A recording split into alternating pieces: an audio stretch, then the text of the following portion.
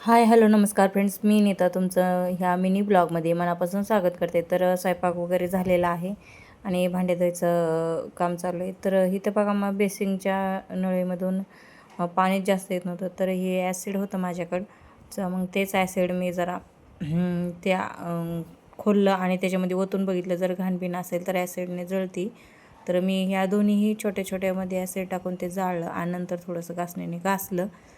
तर बघा ते स्वच्छ झालं आता जरा. आणि आता मी हे लावून बघते पाणी जरा व्यवस्थित येतं आहे का नाही. तर हे त्याला मी आता बसवते. तर बऱ्यापैकी येतं आहे बघा आता, कारण फारच कमी येत होतं. तर अशी तुम्ही ट्रिक करू शकता तुम्ही, जर काही घाण वगैरे असेल तर. इथे माझे भांडे घासून झाले बघा. किचन ओटा गॅस वगैरे सगळं पुसून मी एकदम टकाटक बनवलेलं आहे. त्याच्यानंतर मी गेले तर 3 साड्या पिको फॉल केल्या, पण त्याचा व्हिडिओ मी घेतला नाही. तर ते 3 साड्या पिको फॉल करून मी 3 ब्लाऊज कट करून हा ब्लाऊज मी रेडी केलेला आहे.